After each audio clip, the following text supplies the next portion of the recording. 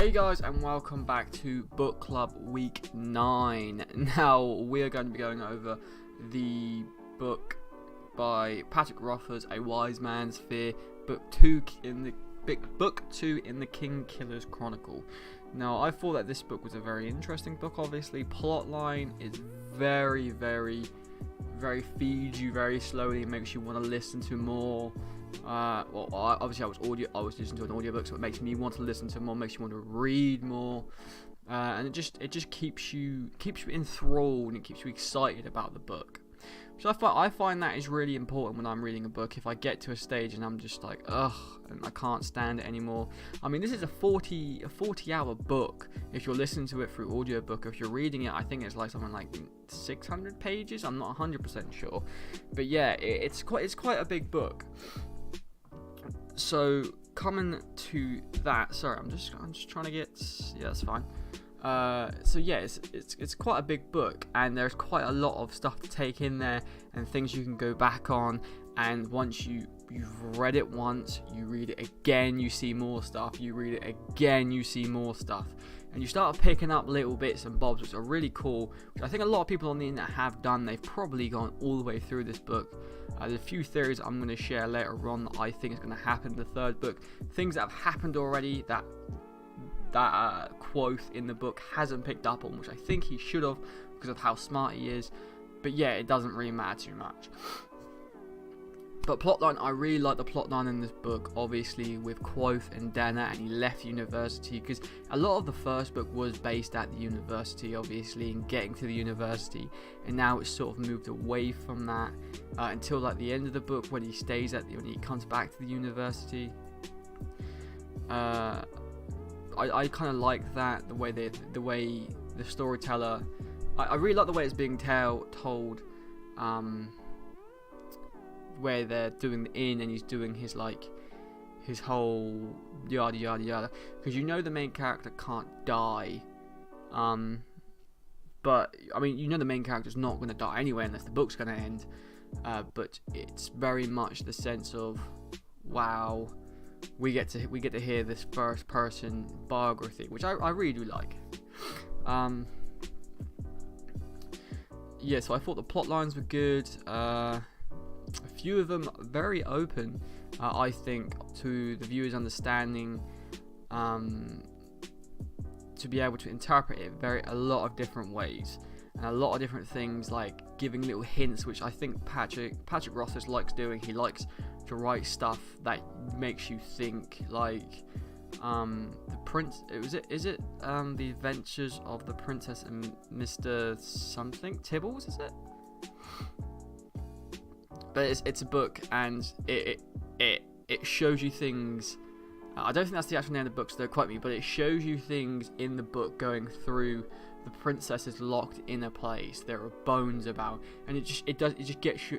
You don't register it to the end of the book. Then you go, oh fuck, which I think that's gonna happen a lot in this book, which I will make a few predictions of in a minute.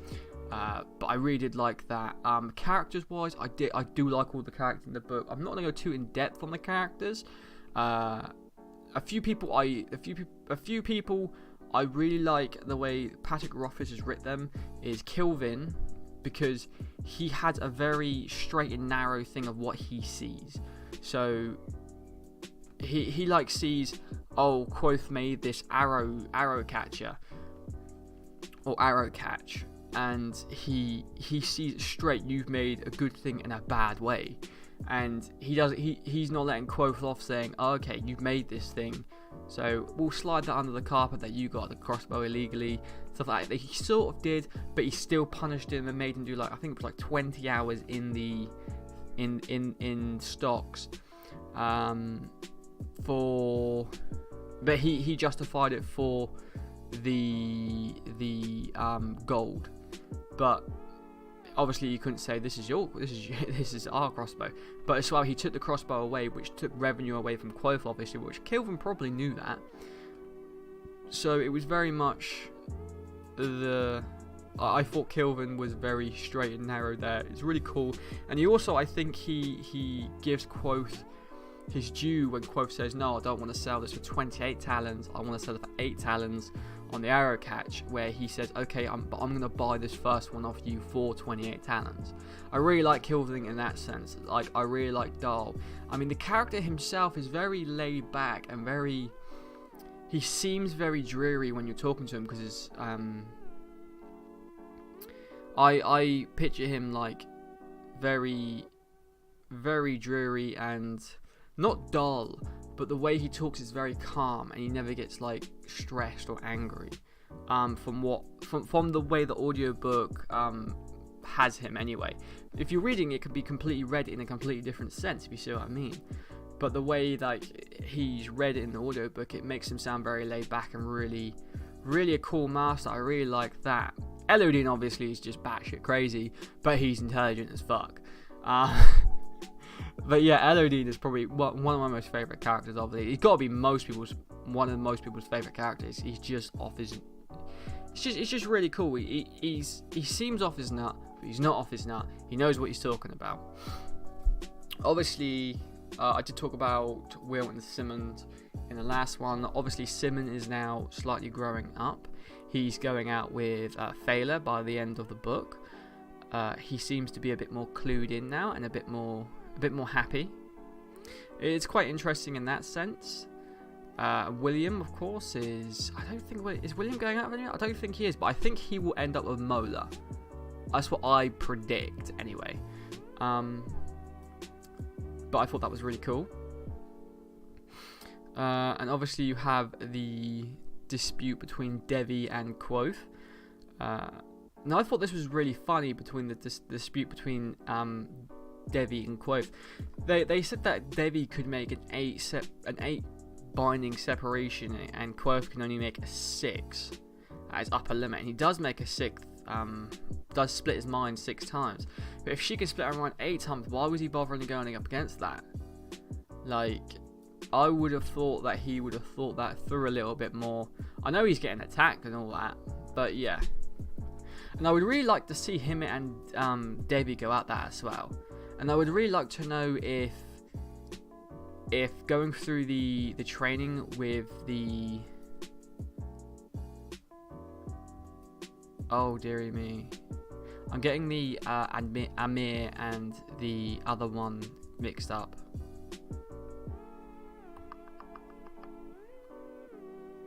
Is it the Amir? No, it's not the Amir. The Amir is the Sacred Order, isn't it? They have the path, and he goes and trains that. Which is what happens when your brain dies. Okay, this is what happens. But yeah, I thought that was really cool. I wonder if him going through that has actually made his Allah more powerful, more ransom steel as they call it. I wonder if that's made him more powerful. And I also want to know if let's say if you can split your mind 8 times, but your Allah isn't actually, your Allah is strong. Obviously, it's got to be strong to split your mind 8 times. But is that as strong? Say if somebody can split their mind 6 times, but the Allah is stronger than the person who can split their mind 8 times. Can a person who can split their mind 6 times beat a person who can split their mind 8 times? That'd be an interesting question, I think, to answer. I think they've probably answered it in the book, but I haven't picked up on it. But I think you should be able to technically. Yeah, technically you should, because Quoth... I don't know, because Quoth takes on multiple opponents, but you don't know if he splits his mind to the equal amount of times as they do. Because he can split his mind a lot, randomly. But yeah, Quoth is quite a powerful dude. You don't really hear about Quoth a lot in the Medicaid. He says he does his shifts in the Medicaid, and he knows obviously a lot about medicine, which I don't know. I don't know quite what's up with that. But anyway, let's move on a little bit. So obviously, Quoth goes away from university. He learns with Tempe at the... I keep saying Amir. Is that right? I don't think it is. Should I Google this? Both train with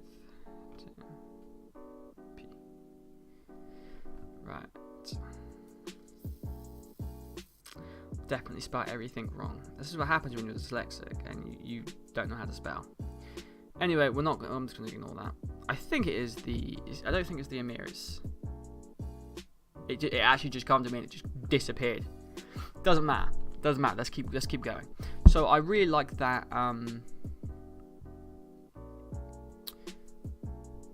Yes, I really like that. My brain. Sorry, I do write things down. I have got it all written down here, but my brain dies. Sorry about this. I liked the when he came back from training. I really liked the bit in the camp where he rescued those 2 girls. I thought that was a really good touch to the story, and it sort of explains a little bit about how proud Quoth is to be a Rue, of course. And of course, before he goes training, this is way out of chronological order, but I really liked the way that when he was in Alvaron's court, the way he got to Alvaron's court, and everything happened like that. He got straight to him. Alvaron's a bit of a dick, obviously, and Quoth sort of is trying not to get his head cut off. In all sense of the word, he was pretty young, but he could have done with getting in and out quick, if you know what I mean. You know, you saved the mayor's life. Okay, what do you want? Okay, can I have a patronage? Can I have a patron? And blah blah blah blah. I obviously had to make what's her name? It's Lachlan, isn't it? Lackless woman fall in love with him and help him do that. But I suppose that job's done after he comes back from training with the other dudes. It was there again.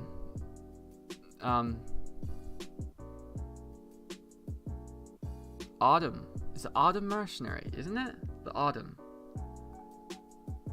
I think that's it. The Artem mercenaries. Anyway, Artem mercenaries. That's it. The Artem. That's it. After he comes back from training with the Artem. I probably said that earlier, but oh well, don't worry about it.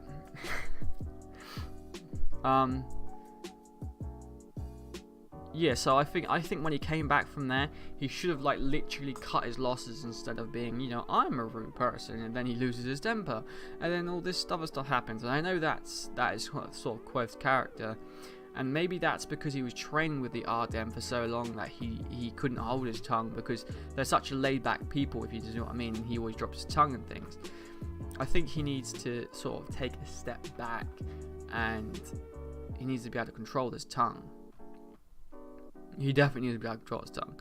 And obviously, same as when he had his fight with Debbie, that story, it was a story. It might not be a true story. Quoth doesn't know this. Quoth should have just said, that is a lovely story, I've heard it differently. How does he know Scarpy knows the true story? He doesn't, in all honesty, he doesn't. Nor do we. In all honesty, nor do we. We won't know until it's been told, to the next book and all that's come out.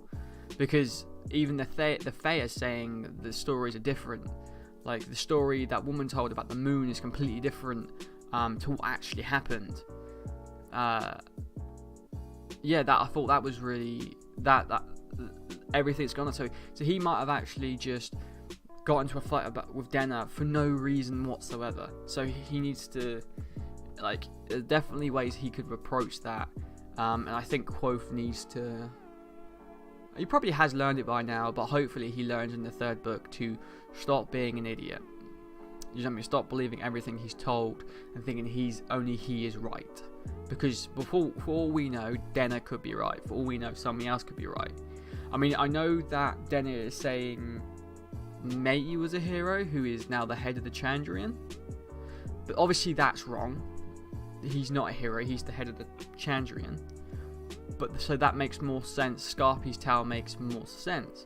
But how do we know that he wasn't a hero? I mean, how do we know that he, in Denna's version of the story, that he was killing corrupted lands? And how do we know that they weren't corrupt? And then how do we know that the Chandrian haven't just become corrupt over 5,000 years of being chased by the Emir? We don't know this. I mean, we can speculate, we can guess, but we don't know this until the next book comes out. So obviously Quoth obviously is working off the base that the Chandrian killed his family, so he thinks they're evil to an extent. But you've got to take a step back and think about this. You can't blame, let's say a lion kills somebody.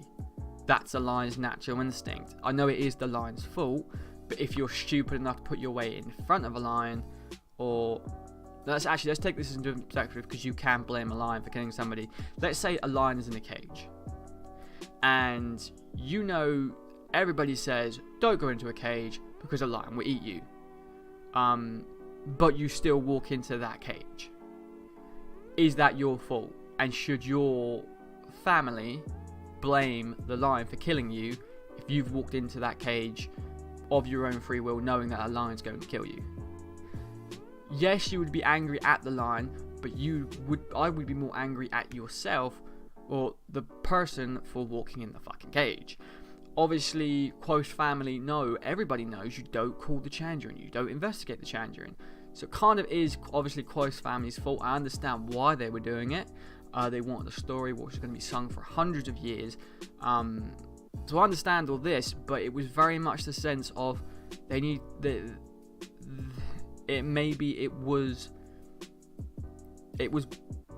obviously the Chandrian are doing bad things, but if you don't put yourself in that situation, you're not going to get that. If you want to, let's say, it's a very, very weird thing. The Chandrian are obviously evil. That's obvious thing, but we don't know what kind of evil they are yet. That's all I want to say, really. That's really fucked up. It's really hard to explain. Anyway, but let's move on to a few theories that I have. Denna's patron, I think, is what's his name? Brandir. That's it, Brandir in Severin. I think that he is Denna's patron. Why I think this? One, because when he talks to Quoth, he says he wants to have all this mystical, shadowy crap, and he's doing it's exactly same. Sounds exact same as Denna's patron. When Denna talks about her patron, she describes him the same as Brandir. She says he's a very good dancer as well, and he always says attack is a form of dance, and you have to perform a beautiful form of dance.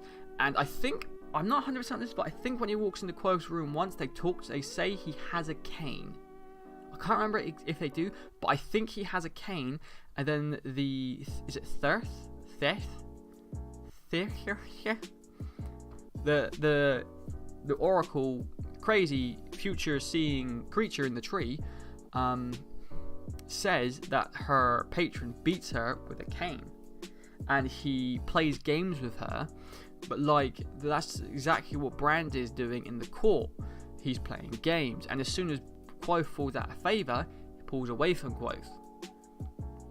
So I thought that was really interesting, and I think that he is her patron, and I think that you will find out about that in the future, or hopefully you do, because her patron's a bit crazy, especially when Brandir goes out of town and Denna goes out of town the exact same day. So that was kind of coincidental to me. I know they said that Brandir was visiting family, but I don't know I can't remember exactly what happens after that. But he's visiting family. She comes back before him, I believe, but that doesn't mean shit, really. In all honesty, he could just be being careful and coming back a few days later. My other theory, Quoth is actually a lackless. Quoth's mother, I believe, the way they never came to Severin when, or to that part of the world when Quoth was younger, I believe was because Quoth's mother is actually a lackless, the lackless daughter who was stolen away by Aru. This should be, I think everybody basically knows this. Everybody knows this. This is should be common knowledge. So Quoth's mother is obviously a lackless. Evidence of this, as soon as Quoth sings about a lackless when he's younger, she steps in right away and says, you shouldn't be doing that. Obviously it's a thing to do anyway, but she steps in straight away and does that. Her father, Quoth's father sings a song, and he calls her his I don't think it's Lackless, but he calls her something of L. But I think it's her name, but I think he calls her something Lackless or something Lateless or something like that. And I think that he's actually singing a song to say that who her actual name is. That's what I personally think. Now, there is another thing about that as well. Obviously, when they go to Severin, the woman says that their troop never goes nowhere near Severin. So I reckon that's another reason why then that Quoth's never been to Severin, is because they stayed away from there, because obviously she's run away from her family to join the rude people and whatnot. So I think that Quoth is definitely a Lackless. Nobody seems to frickin' see this for some reason. I think it's probably because of Quoth's red hair. I think he takes after his dad for red hair. I'm not sure. But I think that's because... Actually, does he take after his dad with red hair? I can't remember. It was such a long time ago. But yeah. It's kind of... yeah, I think he's definitely a Lackless. And obviously, I also think that the Lackless is tied very tightly to this storyline. There was something, I can't remember, but I've written down Lackless. They say that Lackless bloodline goes back as far as the King of Vince. The kings of Vin and Mayor Alvaron, which is thousands of years. So this bloodline could go back as far as when the war started in the Fae, and I think Florian says something about this, about the moon being stolen out the sky. So I think that iron box that they have, I think that holds the key, or is the key, to open up the iron door in the university. I think that because, I don't know, but I just really think that's got something to do with it. I don't think anybody's been behind that door. But I think I know what is behind that door. I think behind that door is the guy who pulled the moon out of the sky. The first creator. Or something from him. Or maybe that is... It's something to do with him, or maybe where his grimoire is, or some form of power that he used to do that, or maybe that's where the funnel is for the Fae world, and that's where it's all compressed into. Like, that's where the magical channel is, or the balance of the world. But I think that's something to do with that, because I think Florian talks about he was locked away or something like that. Or locked behind an iron door. I can't remember exactly the words because I didn't write it down like an idiot. But I do believe that behind that door is something to do with him and something to do with the Fae and the moon. Which I think is really cool. And obviously, I reckon that's how the war starts. Like the war, they keep talking about how the war starts. There's a war going on. So I reckon that Quoth opens that door. Or somebody opens that door. I think it's Quoth. I mean, more than likely it's Quoth. Quoth opens that door, does something to that, and then he starts the war, and I reckon that's how the big war starts. Well, that's my theory anyway. But yes, because obviously in this one it says, Bash says to Quoth, we shouldn't really talk about the Chandrian because calling their name could call them. Like that was pointed out in the comments in the last video. That's why I didn't talk about in the last video, because it was in this book. So we know the Chandrian is still alive. But we know that Quoth has killed an angel. Which angel? We don't know. I reckon that could be an interesting thing. Could it be one of the angels that are chasing the Chandrian? Or do we think that somebody... Obviously, Denna's disappeared from the actual, the modern day story. So we don't hear anything about Denna. And I think Quoth normally talks about her in the past tense. So did Denna die? And was it an angel who accidentally killed Denna or killed Denna to get to the Chandrian? We don't know. And maybe Quoth killed the angel because of that. Or did the king kill... Denna, and then that's why Quoth killed the king. I don't know. I would like to know more about that, but I think that is going to be something to do with Denner's patron 100%, because Denner's patron's a crazy guy. Or maybe Brandy is the patron, but he takes her. Maybe he tricks Quoth into saying something like the king killed her or something. I don't know. But it could be interesting to see what happens anyway. I definitely want to see this next book when it eventually comes out. Don't know when it's gonna come out, but yeah. Hopefully you guys have enjoyed this little thing. And you tell me down below what you think of my little theories. Tell me what you guys want. Tell me, I know you guys want to see a book what I'm gonna get hopefully soon, next month. Next week the book is going to be quite a shorter book, because 40-hour books are quite time consuming and quite hard to keep up with. We're not going to do too many of them in a row for all of our sanities. We don't want to be doing that. So next week it is, which book is this? It's called, who is this by? Haha, don't know. Alright, let me just get this up.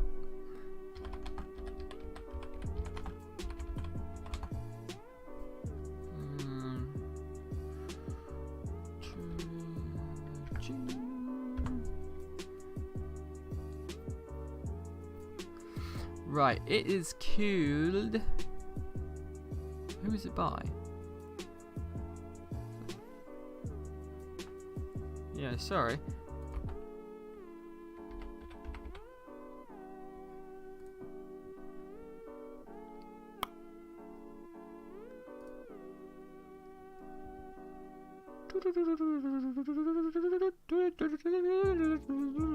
Sorry, this is the book anyway. The book is called The Dragon King Trilogy in the Hall of the Dragon King.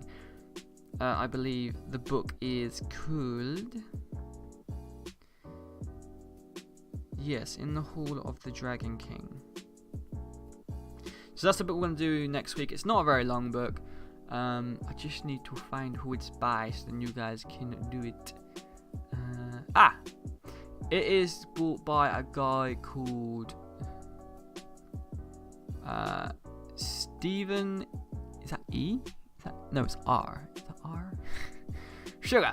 Nah, Stephen R Lawhead. They will be in the description down below. The name will be, and the name of the book. I always put them down there. So we're gonna do the first book this week and see what it's like. Hopefully, I don't know if any of you guys have seen it or heard it or anything, but we're going to listen to this book and we're going to see what it's like. I think it's one of his earlier works, so it should be interesting to see what it's like.